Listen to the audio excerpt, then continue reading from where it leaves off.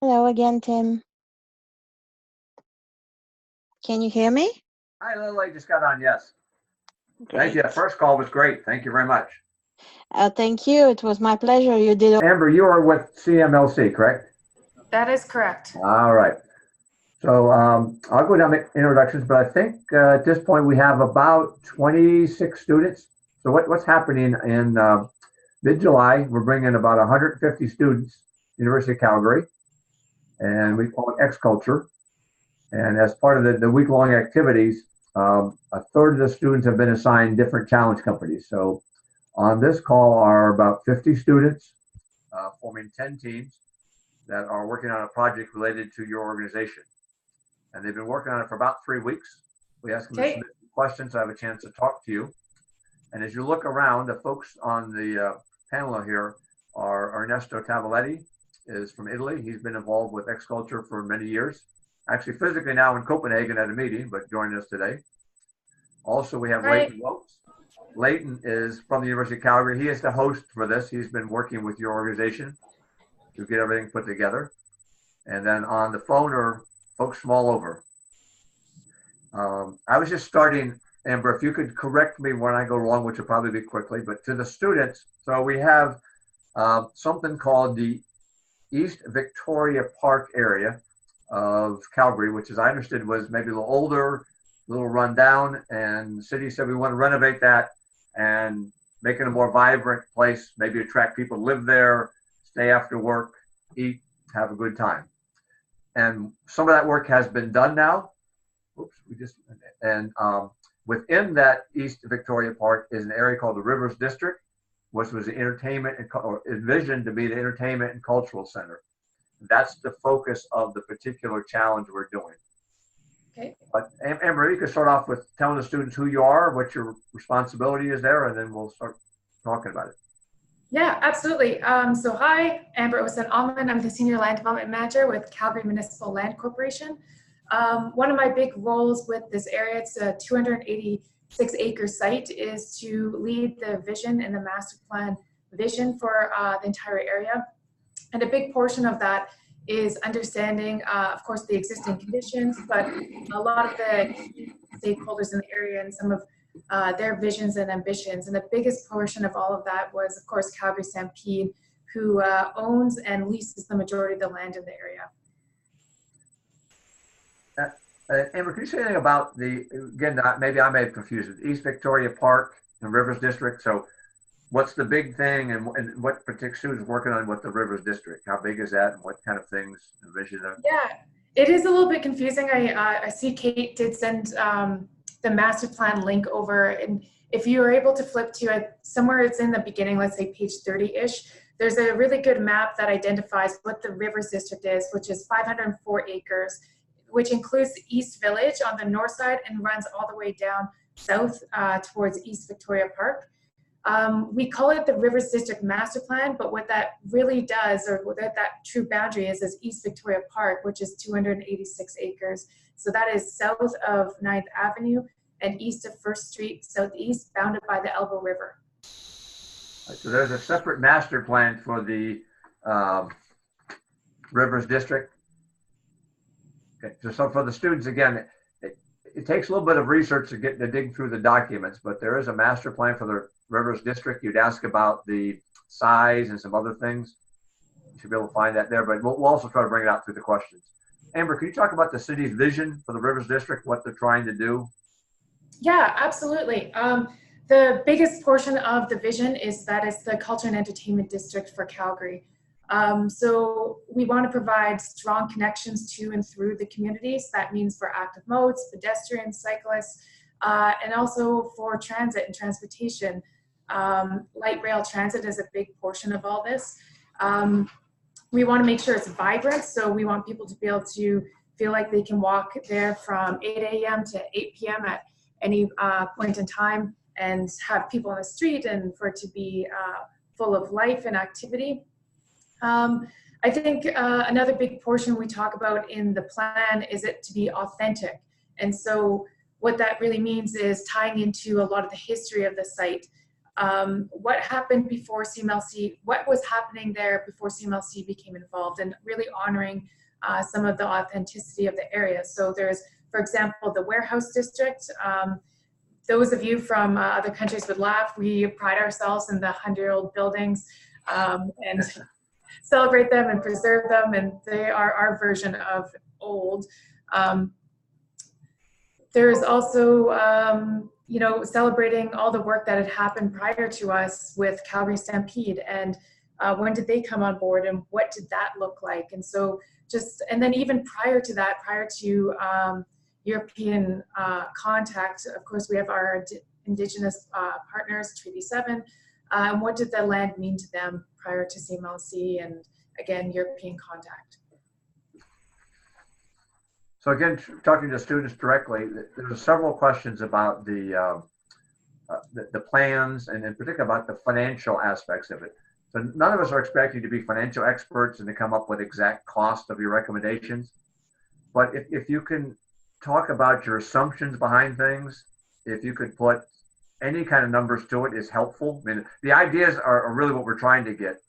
But if there's some way you could sort of bound based on these assumptions, here's what things might cost, that always looks a little bit better than just throwing things out. But you know, the main goal of this project is for that area, based on what Amber was starting to say there about, you want authentic, you want vibrant, people moving around, that we're looking for ideas. And I used the word facility, Ernest and I, when we wrote the challenge.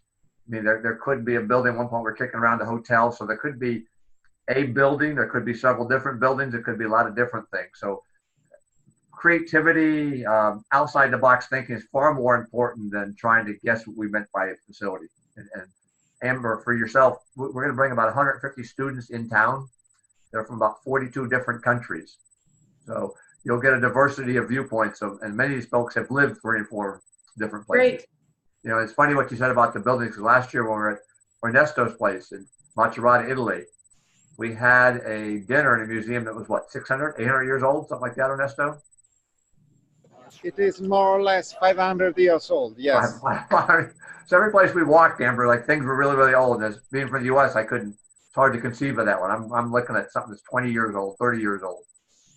So the students will have many, many different ideas based on where they're coming from. Let me start off. There was one question which is fairly long, but I think captured some of the stuff that students were asking. The question goes like this, Amber. When we were looking at the challenge, we had slight confusion about how to go about tackling it. When looking at the map, there was a red area that was highlighted and was even pointed out in the video that explained the challenges. We thought that maybe this area may be a little small for building more than one form of infrastructure, and we're wondering if we were to propose one within the area, or can we use different areas within the Rivers District to propose different forms of infrastructure. So my answer, and please correct me, was that, like you said, the River District is about 504 acres. And I think we were, in particular, we were looking at things that would be near maybe where the, what's the word I'm searching for? Where the stadium, where the Flames play. Yep, arena. So of the 504 acres, is there a particular area you want them to focus on?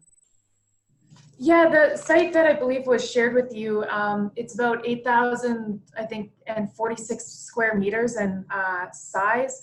So we've done some preliminary early massing studies and have found you can get a decent podium and 2-point towers on that site. If the students were thinking of like blowing that out of the water and like, why would we do that? I think, you know, certainly there's, I think, even just creative options or opportunities to maybe not think about just necessarily a building, but maybe there's, you decentralize the type of service they're thinking about providing in terms of like, maybe it's an Airbnb, or maybe there's other type of cohabitation or partnerships that could be formed. So I'm actually going to be in Copenhagen next week, and we're going to be looking and touring at a lot of great precedent examples of where different types of community building and cohabitation building projects happen with seniors to young families, and also providing pharmacy and different retail, like one kind of host community, a couple of attached buildings. So if the students are feeling limited by the 8,000 square meters, then maybe it's less about providing a structure on the site and maybe more about an idea about what could be provided across the community. I'm not sure if I answer it at all. Or yeah, that's a good point. So again, those of you listening, if you could, I think that was our intent too. We're not trying to limit you to a specific area or a specific thing you have to go do. So I like what Amber said. The second part is, think about the entire Rivers District. There's sort of central part, but if there's things you can see to fill in there, whether it is a physical structure, whether it's public spaces, other things, or some combination of them, please feel free to go do with that. We're looking more for ideas than we are trying to nail down some specifics. Again, it was a similar comment I was making about the financials. So when you come up with your ideas, we're not looking for a specific, this is going to cost X, Y, Z, but you can put some things, assumptions behind the size of the structure or the kind of things you would use. So, you could get a really rough estimate of what a cost may be, because if it was gigantic, probably can't go do it. Something smaller, maybe, but we haven't given any boundaries, so I wouldn't let that stop you from coming up with ideas. But with that, and Amber, were there any particular questions you saw you wanted to answer, or you want me just to go through and pick some out? Yeah, go through them and pick some out. It sounds great. Okay, so there was one question about target groups or demographics you're trying to attract. Yep. We did some early market studies when we're putting together the master plan vision for this area. And we found, we do know that young people are more likely to move in and want to buy units here prior to actual development happening. With that, we also know and want to start to attract more families into downtown Calgary. So that's not as common of a demographic that we see too much. And there's a couple of reasons for that. The first is infrastructure in terms of, is there schools constructed nearby in the downtown area? Is there playgrounds? What type of amenities are there for families? And in this particular area, we're fortunate in that we have a small art school in the area, but we could probably expand on that a little bit more. The other portion of that is in order to attract more families, we need to start offering more 3-bedroom units or product to the market consumers. So again, Calgary doesn't have too many 3-bedroom units. There's been some debate back and forth here about, is that something that should be provided? Is that something that people actually need? And we're very optimistic that we think if we build it, they will come. Now, in terms of the housing, from your, in fact, maybe we'll back up for a second, but if you could explain what CMLC is, but then my question would be, the 3-bedroom house, you would set aside land within the district and then encourage independent builders to build there? That's correct, yes. Okay. So, sorry, keep going. No, could you talk about the CMCL role? How Yes. you guys fit with the government and the community? Okay, thank you. Yeah, absolutely. So we are a wholly owned subsidiary of the City of Calgary. We are basically a public entity, but we're a for-profit land developer.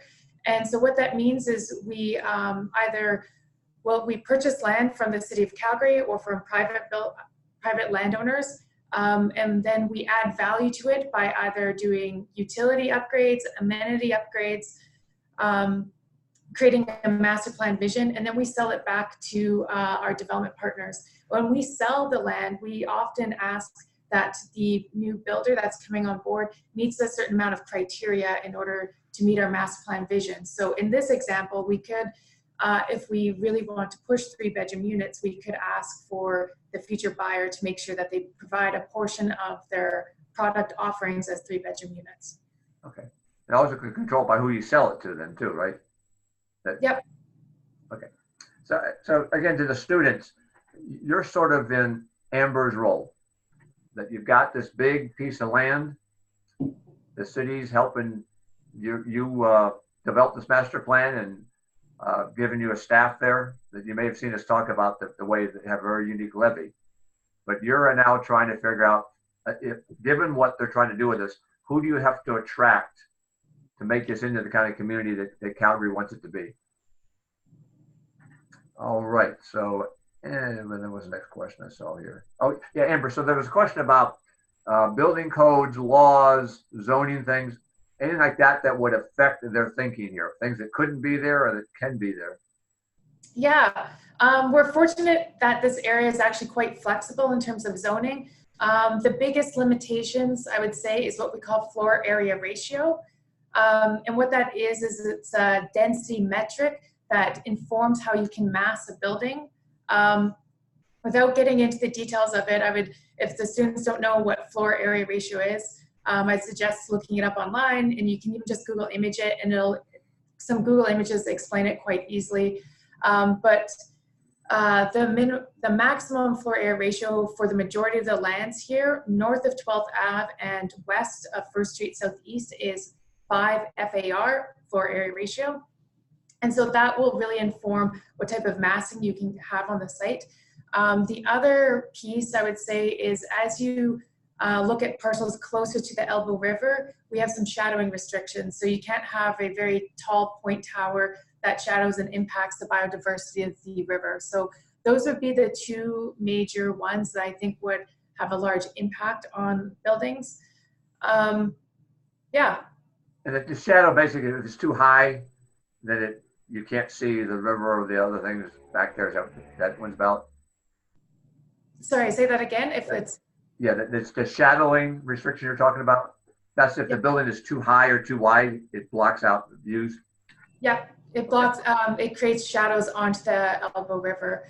So you're allowed to do that for a portion of the time during the year, and I would have to pull up the actual bylaw rules. If you guys are interested, I'd be happy to send those to you.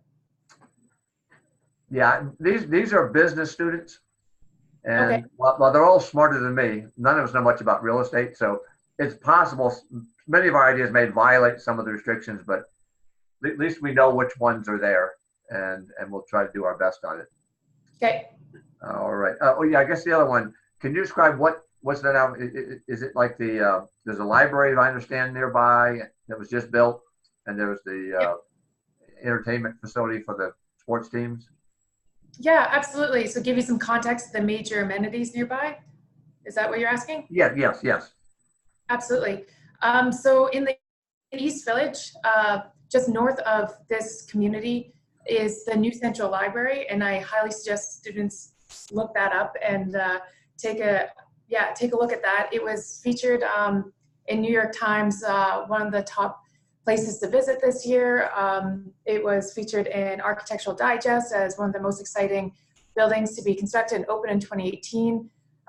Despite all the great design elements and the rest of it, the reason why it's such a great amenity to the area and to the community is because it gives something back to residents that would attract and draw them into the area. And I can firsthand say that prior to our office where I'm sitting right now, we're right next to the new Central Library. Prior to it being open, this entire area, I would say it's kind of scary at night. There's a lot of crime that happens in the area. And then as soon as that library opened, it's just been a surge of people of all different ethnicities and backgrounds and ages and demographics that are just flooding the streets. And it's been such a huge asset to the community, in addition to increasing land value for adjacent properties. So that's one big new amenity. We also have what's called, oh, were you gonna ask? Yeah, somebody said a comment in, Amber. They said that the Property Brothers on one of the cable channels that we get did some kind of feature. Yeah, it could have been. That's funny. I didn't know that. It's I'm going to look it up. Here. And Lily, did you see the comment about the Property Brothers? Yeah, I can see that. Can you see it? Yeah, they said there was an episode of Property Brothers on HGTV. It was filmed in the Calgary Library. Huh. Big time. Okay. So there's the library. The Property Brothers are from Calgary, so. Oh, they are. Thankfully. Yeah. All right. Next to the new Central Library is something called Studio Bell, or Canada's National Music Centre. Also an incredible asset for the community. And what the National Music Center is there's a couple of different performance venues. There's a recording studio, an analog recording studio, in addition to it hosting a huge range of different types of musical instruments. It's quite a beautiful building. It's really increased, I think, between the new Central Library and the National Music Center, we've really set the stage in Calgary and in East Village for a new design precedent, which is a raised design precedent. So we're very fortunate to have that building here as well. Other amenities that are important, I would point out, is Fort Calgary. It is I would need to double check, but off the top of my head, I want to say 26 acres. And the reason why that Fort Calgary is important is that it's a huge green space that the fort, the company themselves, it's a nonprofit. Sorry, maybe just to back up. I'm realizing now I'm talking to an international audience. There's many forts located across Canada, and they symbolize where the Northwest Mounted Police first set up trade in order to trade with different Indigenous communities, and then the forts usually form the basis of a new city. So Calgary is really based off of this fort. If you go to the site, which is right in the community, you'll see it's a big, beautiful open green space set at the heart of what is the Blackfoot word Mokinstis. It's the confluence of the Bow and the Elbow River, so it's an ideal site for trading and fishing and capturing animals and the rest of it. But really for the students, and considering the overall context, it's a really beautiful site to go and take your family and kick a ball around and fly a kite and that type of thing. So it's a great amenity. In East Victoria Park, we have Calgary Stampede area and land, and I'll just point out on a map here, which I think this is in the Rivers District Master Plan, and it's on page 13, 14, 15, page 15 here. 15, okay. And what you have here, so this is the white outline. I don't know if this is going through or not, but the white outline around here is East Victoria Park. And then you'll start to see a yellow dashed line around here. Yeah. These are all Calgary Stampede land. So they're a huge landowner in this area. This site here is the one, Tim, I believe you were just asking about. And this is the proposed arena site for the Calgary Flames. And so there's ongoing negotiations with the Calgary Flames and the City of Calgary and CMLC about if a building will in fact be constructed there. The reality, get the Raptors to come. Come again? Get the Raptors to come? Yeah. Yeah. Not they won the championship. Something to point out is there is already an arena in this district. It's called the Saddle Dome. And so the area is already quite a bit operating as a cultural and entertainment district. But this would be an updated facility that could accommodate a lot of, we often think about arenas in terms of hockey because we love hockey here, but arenas are multifunctional. They have different uses. They bring in different musical acts. They host convention centers and trade shows. And so we've been thinking about that in this context, less about maybe the Calgary Flames. Yes, that's important to understand, but also all the other elements that go with it. And then maybe just one other big thing to point out is the BMO Convention Center, BMO Convention Center. We're doing a massive expansion to the BMO Convention Center for that area, and it's going to take up a large portion of the entire site. And then maybe I lied, one more thing to point out. I'll just grab a better map. So, by the way, that was in their challenge package. So the first map we pulled out. Yeah. So for, this is page 97, but really any page of the master plan. So here, just to reiterate, so this area in here, just want to make sure it's being held up, is Calgary Stampede area.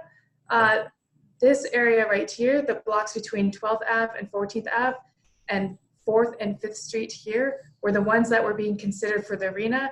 And this entire huge, massive area in here was the BMO Convention, is the BMO Convention Center area.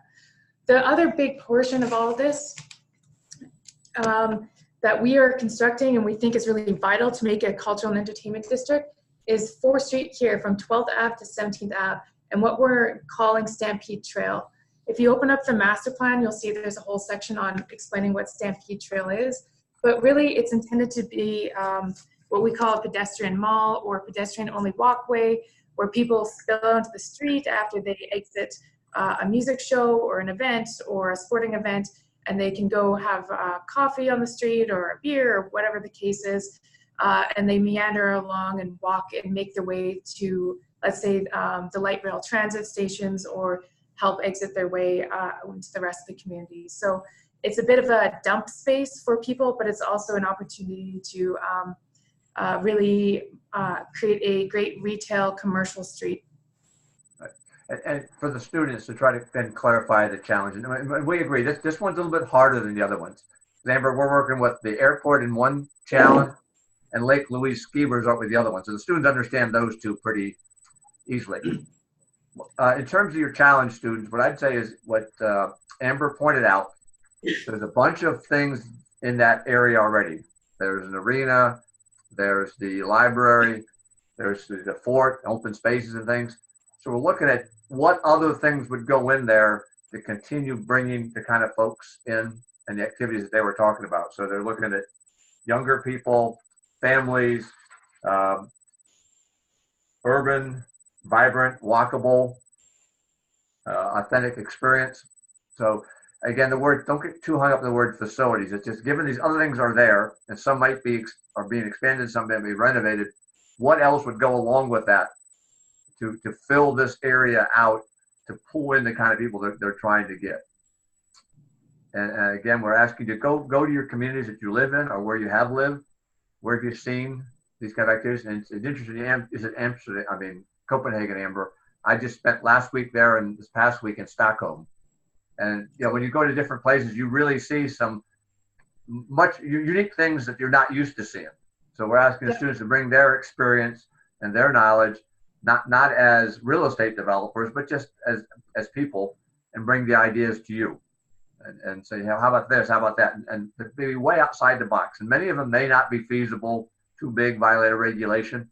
But maybe sometimes that crazy idea, you hear something and go, wow, hadn't quite thought about that. So for students, don't be constrained.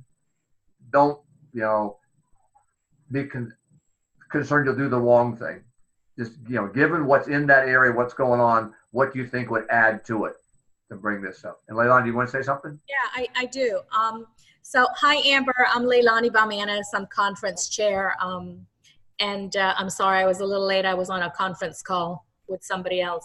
I have, okay, so I was in Calgary, I want to say 20 years ago, and just passing through to go to Banff on a family vacation.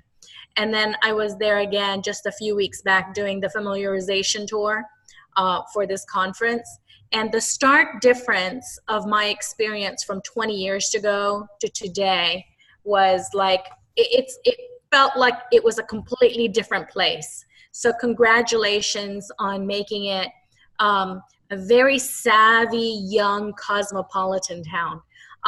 The one thing that I noticed is that the food in Calgary is so young and hip. And I think that that's something that really, I'm in Miami, so, and I work at a culinary university that we have, we actually track that. And the comparison that I experienced in Calgary versus what we have here in Miami, it's very, very competitive. I mean, excellent food. What I also noticed is that the internationalization of what's going on in your city is pretty incredible, right? So living in Miami, it's almost like you need a passport to come here. So many people live here of different cultures and background.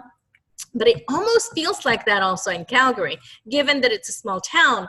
But the diversity of the people in your town in your city is just amazing. But there was one experience that I thought was really, really amazing. And that was the Peace Bridge. And what I felt when I went through the Peace Bridge and walked through that park behind the Peace Bridge was a sense of like, this is a city that's really opening its arms to the world and has this culture of, again, being very global, being very inclusive, and being very young and hip at the same time. Can you speak to that a little bit?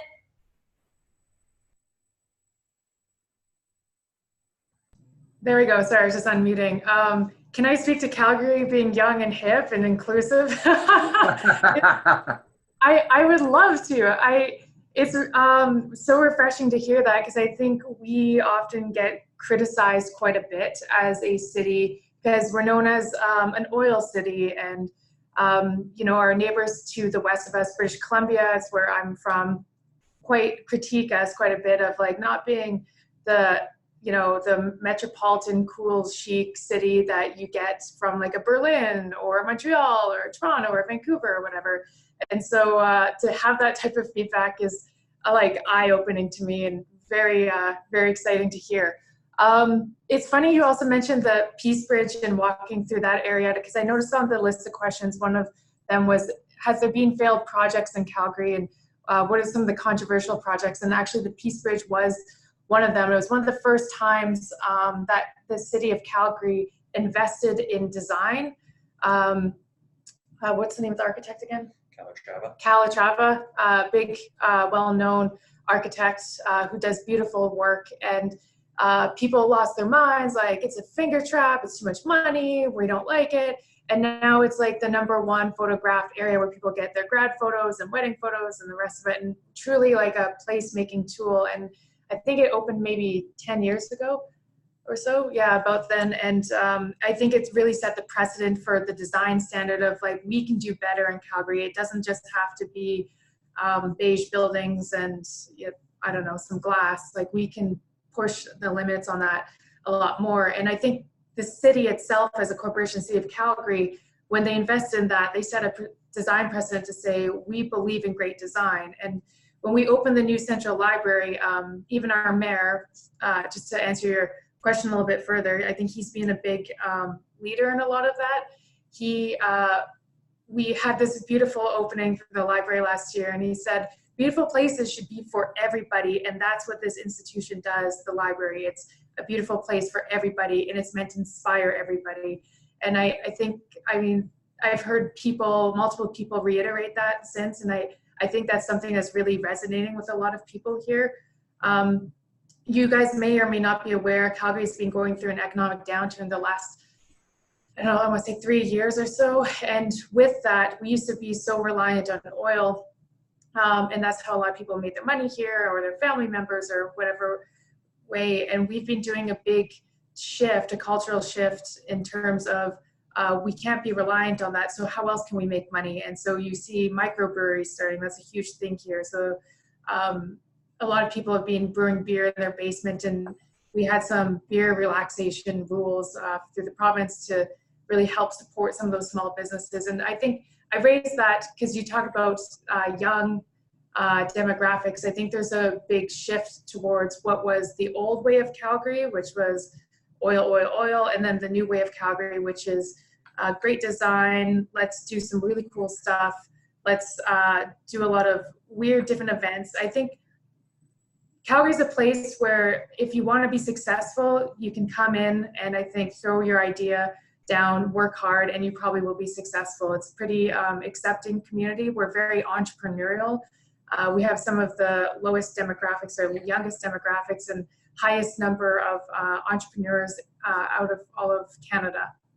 So that's a really long answer, sorry. No, it's great. I have to say, and perdóneme Ernesto, but the best coffee that I have had in years was in Calgary. Ernesto, we were in Italy last summer, and the coffee, and I can't, Leighton, what was the name of that coffee shop that we went to downtown? The best coffee I've had. I don't know if Leighton. I want to say it's not analog, but it's something similar. I'll check it out. It starts with an M, but and also the very, you know, going back to that, the food and the young and hip and the very dynamic feel of the community. the way that the farm to table concept, I think, is something that is becoming more and more alive in your community. And I don't know if that supports that entrepreneurial venture that you guys are trying to inject into your young people, but that was really alive and well in all of the restaurants and the destinations that I went to. Of course, I yelped everything, so everything was very well, I guess, evaluated before I went in, but I really felt it in all of the, not just the stores, but also in the restaurants and the hotels. Everything was just that culture of entrepreneurship and quality. And so congratulations. Thanks. Yes, I am glad to hear that, because even the bridges by Calatrava are better in Calgary, because actually Calatrava has been building a bridge also in Venice, and it was extremely controversial and not successful. So good that the bridge by Calatrava is on the opposite, so successful in Calgary. Amber, this one, I wanted to say something to the students. It's related to a question, but also what we're doing with this project. There was a word called placemaking. When I first started working with Kate Thompson and then Amber and some of the other folks, I had no idea what that meant. So I did what every good student did. I went to Wikipedia. And what you see in your challenge is where I pulled it out. But it said this, which I want to emphasize to you. Placemaking capitalizes on a local community's assets, inspiration, and potential with the intention of creating public spaces that promote people's health, happiness, and well-being. So this project, that really captures what we're trying to do. And I saw some of your questions here about how much space. Don't get too hung up on how much space. There's some area there around the arena, around the fort, around the library, those kind of things. They would like a place to house people when they come, but also they want to make this into a community that is there for people's happiness, well-being, health, those kind of things, to attract younger people in. Like she said, to change the vibe from a oil and gas kind of city to more of a hip city. That's really what we're asking you at the end of the day. There's a lot of words in this challenge, but remember placemaking. Now, the question that somebody asked, which was a good one, because I had it when I caught, I actually pulled out of Wikipedia again. The second sentence said, related to placemaking, it is political due to the nature of place identity. That's exactly what Amber said about the bridge. Some people like certain things. Some people don't want to spend money or tax money. Some people like other kind of things. So it's political in the sense of whatever you recommend, there'll be some group of people that don't like it, that wanted something different. So all we're asking is that's part of the cultural exercise of this assignment we're doing. So think about the people that are there who you're trying to attract and what you're trying to put in this area. And even when you present to someone like Amber or her folks in terms of your presentation, you might want to acknowledge, right, we're doing this, and maybe some communities may not like what we're doing there, but this is really what we're aiming through, and we think when we get there, more and more people will come on board. So think about this placemaking. We're trying to make an area that it was an old part of the city, kind of run down, into a really nice place that people want to go to. Like Leilani was saying, 20-year difference, just wholly transformed the city. You guys are going to do it in 5 years for Amber. You and Amber are going to be heroes. I have another question, actually comment then question. One of the new areas, I guess, and I think this also went through a type of gentrification, is Chinatown. And I want to call it the cultural center. It looks like a pagoda and a beautiful, beautiful artistic building. Again, a must see if you're in Calgary, Chinatown. I actually just by chance bumped into that. But that is such an iconic, beautiful building, and there wasn't a lot written about it. So I think that that's a missed opportunity. The other thing that I noticed when I was going through Chinatown was, even though it had gone through a lot of gentrification, there was a lot of shops that were empty.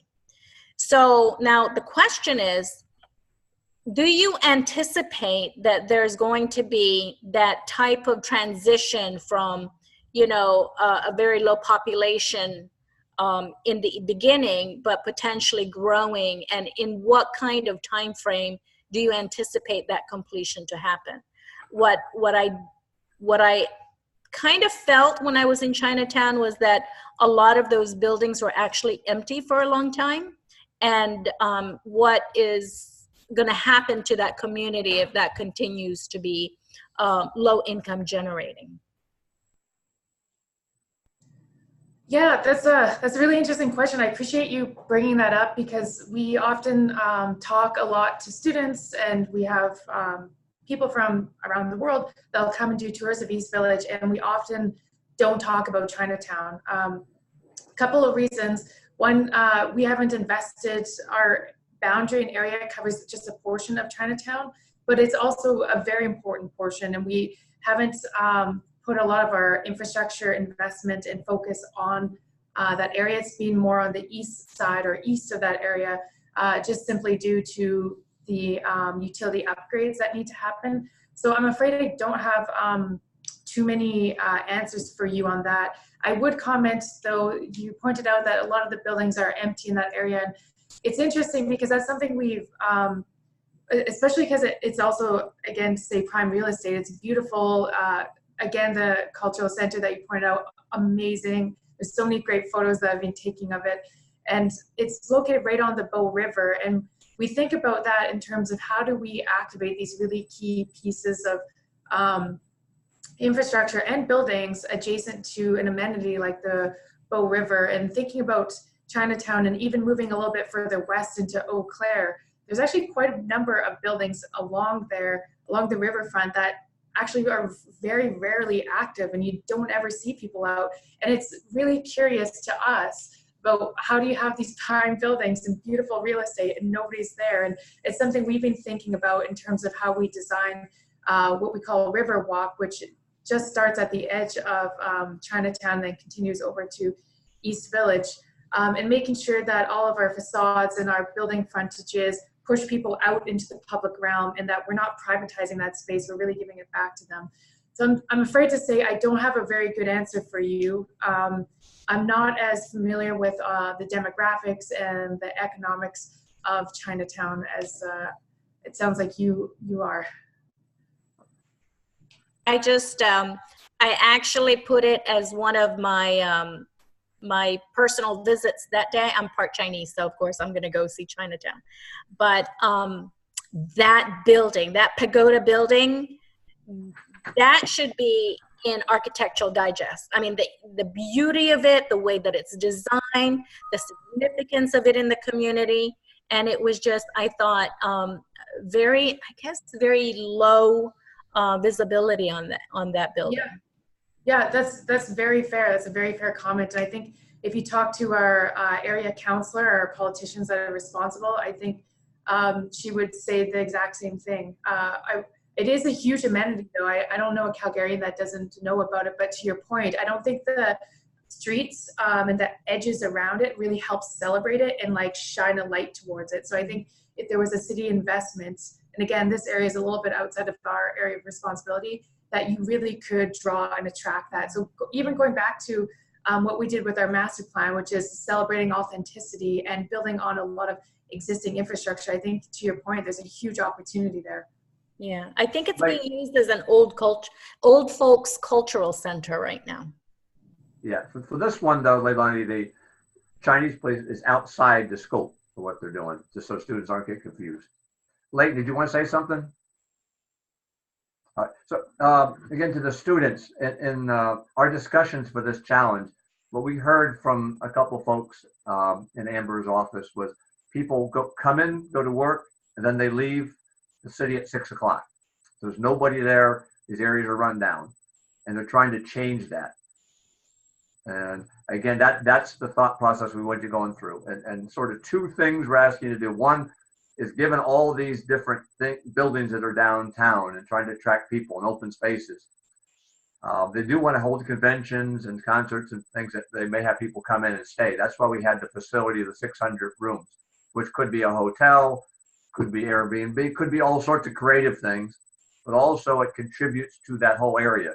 So, other than the geographic area of the master plan, you're not really constrained to a particular small area. We're looking for ideas of housing people, things that would bring people into the city so they would live there, eat there, play there, have fun, those kind of things. We don't want you to be real estate developers. So financial numbers are not paramount. The ideas are more important to that. But as I said before, if there's a way you could sort of bound them based on some assumptions, it just shows you've done a little bit more work.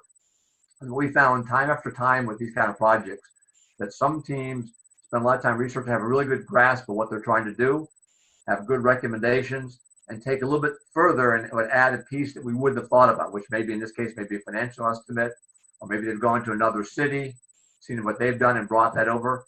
And some other teams maybe don't spend as much time researching it or putting the recommendations together and just sort of throw things out, throw out 10 different ideas, which are okay, but they weren't tied together in a coherent thing. And I saw one question, which I wanted to address with this one. Do you wish for the space to occupy multiple smaller things like 10-factor theory, 10 connected things like an ecosystem, or just one big thing? And that's a great question because we don't care. If you have a coherent plan that would bring together 10 different things that would add to what we're trying to do here, that's fantastic. If there's one big structure that, I don't know, some crazy thing with undergrounds, overgrounds, all sorts of stuff, does it, go for it. We're trying to knock Amber's and her folks' socks off with, wow, look at these ideas they came up with. And they understand we're not land developers, we're not architects, we don't know a lot about the area, but given what you're able to learn with the documents and what we're doing in this call and other questions, what are those things you would have them do? So that 10-factor, I never heard of the 10-factor theory, but thanks for asking that question. It was a great question, and it can go either way. Amber, again, anything you want to say? Because like I said, the airport one, we get our arms around that challenge. Lake Louise Ski Resort, here the students, I think, are still, and some of us do a little bit of sort of flailing of what we're trying to come up with. So anything you can tell us that would help us with that, please give it a shot. Yeah. I mean, I was thinking about what you were asking about. I don't know what the 10-factor theory is, but it did make me think, and to your conversation earlier about placemaking, and the students recognizing that, they're not architects and land developers, the rest of it, or maybe they have some of that background. What we really look for, what placemaking for us is taking a space, something you just walk through, maybe you're playing on your phone, to a place where you have an emotional attachment. And there's a couple of ways you can do that. One is through design intervention. So that's a lot of the work that my team does. We build public amenities, so playgrounds, parks, gardens, ways that people are, or public art. We do these design interventions to make people stop and have some type of emotional, hopefully positive connection to the area. So that way when they walk away and they go back home to their different community, they talk to their friends, they talk to their families, say, I had such a great experience going to the local garden, and we were able to buy this from a producer, whatever the case is, and then creating that connection that then permeates into the rest of the community. The other way we do placemaking is through programming. So our marketing team puts on 200-300 events a year, and that can be anything from doing yoga outside to food trucks to doing movie night. And then even better if we can combine all of them at once. So thinking about, and I don't know again what the 10-factor theory means, but it made me think about, there is this sociologist named William White who did some very famous work in New York City. And he created this theory called triangulation. So if you have 3 nodes near each other, you're more likely to stop and pause and connect and be a part of the community in a way. And so I'm just thinking about what you were saying earlier, Tim. There's a lot of really interesting and different ways cities have done this in terms of design intervention, and then even layering it with programming. If there's something really cool that the people from around the world, students can come back and give us ideas for, like, fantastic. We always love pushing the boundaries and thinking about stuff and different ways, and really pushing out our assumptions and being rattled a bit, saying like, oh, did you think about doing it this way? Good. And Amber, in that vein, you mentioned you're going to Copenhagen. Are there other cities you would point to as they've really done some cool things? And if you can incorporate some of those, it wouldn't be kind of neat. Is there other cities that what? Sorry? That when you looked at it, you go, wow, they've done some cool things over the last 15, 20 years. And they will incorporate it. Yeah, we tend to, our architects for buildings and public spaces tend to do a lot of references of Scandinavia. So a lot of that's really big in terms, I find, of us pushing architecture. In terms of programming and placemaking, we reference quite a bit US examples. So for the Cultural Entertainment District, Nashville as being an example. Something we try to think about too is a bad example, I would say, of an urban and cultural entertainment district is when you have a lot of these facilities like an arena and a convention center, and they're just spread out everywhere and you have to drive and there's parking lots everywhere. We want a really good urban example, and so that's why we went and looked at Nashville. No, it's not the best example, but it's one of the better ones out there that we can start to draw upon and think about how we do that high street and making pedestrian connections and still celebrating that it's a cultural and entertainment district. Hey, Leighton, you live in Calgary, so maybe you just could give the students a comment of your experience of what you've seen and what's going on and what they're trying to do. Yeah, I mean, as a relatively young Calgarian, I think it's really exciting to see our city go through this transformation from, maybe a typical oil and gas city into something new and modern. And that's why when I was putting together these challenges, I wanted to really highlight, the new Calgary and what it's all about. So I'm excited. I mean, I'm excited about everything that they're doing down in the Rivers District and how it's going to transform our city for the better.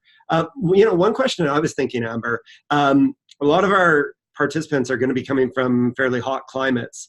Are there any special considerations for, developing in a winter city in terms of placemaking, attractions? For those of you who don't know, it's pretty cold here for about 6 months of the year.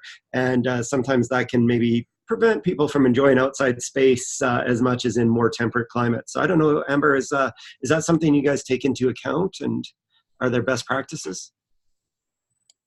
Yeah, I don't know if that's a leading question or not, because we were just talking about Scandinavia, and I should have actually referenced that a little bit more. Yeah, so absolutely there's best practices, and absolutely it's something we think about quite a bit. One of the biggest things that, there's been a bit of a changing perspective in the design world is it used to be 20 years ago in cold climates, you get people inside and you keep them off the street. And so we've been really fighting that in the last 20 years, not just us, like design leaders, so to say, in changing that perspective and putting people back on the street. So we have something here called a Plus 15. These are walkways that connect all the buildings downtown of Calgary. So you can walk inside and you don't need a jacket and you're nice and warm, you're protected from the exterior elements. And I wouldn't say that's a best practice because it's not a truly public space. It's not an area that anybody can use and take ownership over. It's privatized. So in a way, I won't get into that, but for think about best practices in design, it's unfortunately, I'd say the reality when we think about how we design our streets and sidewalks, it really comes down to a lot to do with snow clearing and being able to de-ice areas.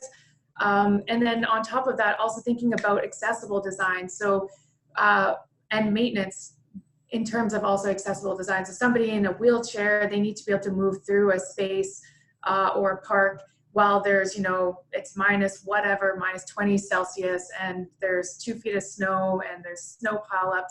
So we think a lot about our design practices in terms of, can we maintain the area? How often are we maintaining the area so that people with mobility challenges can move through the space and still activate the space?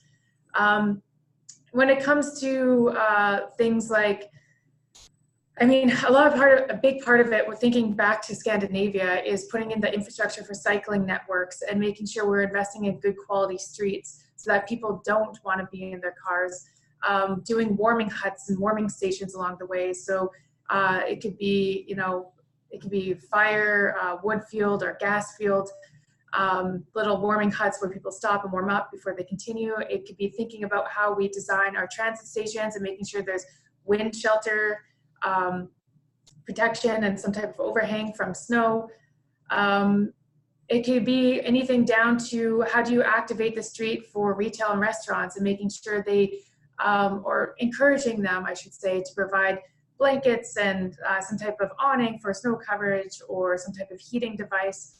So it does, it is a challenge. I wouldn't say there's too many, and maybe you guys have them. If you have great examples of well-designed winter cities, it's difficult to come across. I mean, we do always look to Scandinavia as the great present example.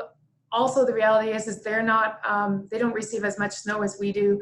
They don't have to deal with as cold of a climate. So it's, give and take, and we're always trying to challenge ourselves to be better. It's a difficult thing to do. Amber, are there any questions you saw on that list that you think we have about 2 minutes left? Any in particular you feel you need to address, or any final words that you want to say to the students?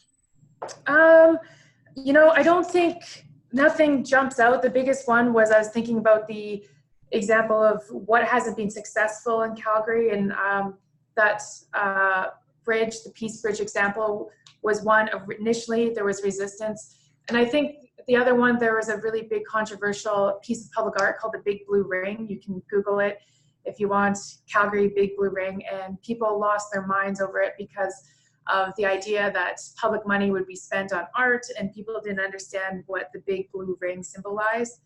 It got its own Twitter account, and it was a bit of, it was unfortunate because I think it was also at the time of the Peace Bridge, and people were just a little bit sensitive to how we're spending money for public amenities. So I would say those are some examples, but don't let that limit you in any recommendations you make to us. We love pushing the limits, and safely, as long as we can mitigate risks and we understand what those risks are. But we love pushing the limits of what we can do. We're actually doing a upside down church piece of public art right now in the East Village that I'm sure people will be very upset about, and a bunch of other really cool things that just maybe make people comfortably uncomfortable. And Amber, if I could ask you one last question, and I think there's a young man that I saw you talking to. That the student. Sorry, I didn't introduce him. This is Alex. He's so what I'd ask both of you guys to do, since we have young students on the call here, that some will have graduated or graduate soon. If you could just give us a little bit about your background, education-wise, experience, how you got to where you're at, so both of you. Sure, absolutely. Yeah, so I did my undergrad in Winnipeg at U of M. So it's a design background. I moved to Calgary just 10 months ago now to do my Master's of Architecture here. So I've got one more year left to go. So far I'm loving Calgary. It's really hip, like we've talked about. There's a lot of young people always doing things, lots of events to go out to. People are just on the streets and they get out, and it's a fun city. Cool, good. Yeah. Amber, how about yourself? Am I from here? No, just your background, educationally, experience-wise. Oh, yeah, sorry. Fair enough. I'm a planner, and so I'm from Vancouver Island, which is a small island off the west coast. It has very warm climates, and I've been in Calgary now for almost 20 years. And yeah, I'm a land use planner, and then before going to school for planning, I did a degree in public administration, so public policy. Cool. And just one final comment for the students again. On this challenge, don't get too hung up on the physical space you have to deal with. As we tried to describe it, there is a space and there's some things around you, but what would you put in there to help the city meet their goals? And I think Amber stated several times some great stuff about they're not afraid to push the envelope. Try new things. Sometimes that will, some people might get upset with you, but if the end goal is you look 10 years down the road, and any of us visit it, we visit this summer, we visit 10 years from now, we go, wow, has this place changed? And Amber and her team have brought in 7,000 families and young people live downtown. It's a real thriving scene, and other cities want to come and study what they're doing. We've been successful. So I think you have a lot of fun with this one. And Amber, I believe, and Layla, help me, I think it's a Tuesday, the students actually going to walk the area? Yes, on Tuesday afternoon. Wait. Yeah. Yeah, Leighton, Tuesday afternoon? Yep. Yeah, So, Tuesday afternoon. Yes. Yeah. Tuesday you afternoon. do a lot of research before you get there, thinking what your ideas. But on Tuesday, you get to walk and see the stuff we're talking about. You know, what's there, what's coming. You can go see the Peace Bridge, Chinatown. Is the upside down church going to be there yet, Amber? Or is that still to come? I think it'll be ready. All right. So we'll see all that cool stuff. But Amber and your team, we really like to thank you guys for taking time with the students. We hope that you'll be able to participate in July when we're there. There's one day, I'm getting my dates mixed up. What's the date? Monday, Leilani? Monday, we're going to be, I have to open my calendar. Yeah, so okay. we're there on the 15th. 15th of July. And then we're coming to do the tour of your facilities on Tuesday, the 16th in the afternoon. And then the students are going to present to you on Friday, the 19th is the presentation at 1 o'clock in the afternoon.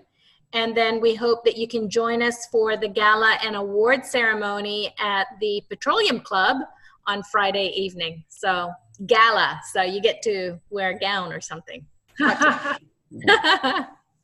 Thank you, Amber, Leilani, Leighton, Ernesto, thank you very much. And thank you so for the much. students. We'll get you answers to your questions that didn't get answered today. Have fun with this one. Thank you. Bye-bye. Bye-bye.